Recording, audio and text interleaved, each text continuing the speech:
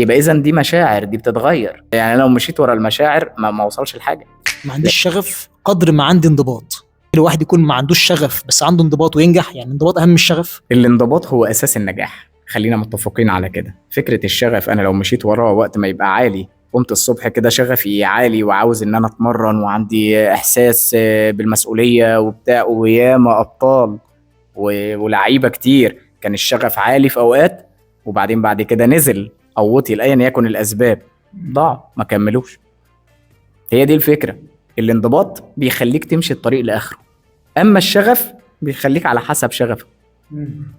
طب هل معنى كده ان الشغف ملوش لازمه؟ لا، الشغف حلو جدا عشان يكون محفز ليك، بس ما تعتمدش عليه اعتماد اساسي.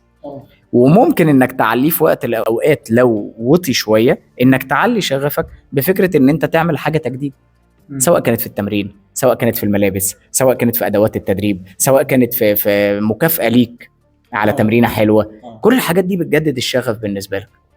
فهمت الفكره؟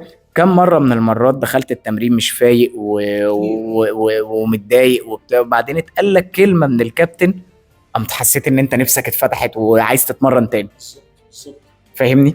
يبقى اذا دي مشاعر، دي بتتغير. انا لو مشيت ورا المشاعر ما اوصلش لحاجه، لانها مش مضمونه.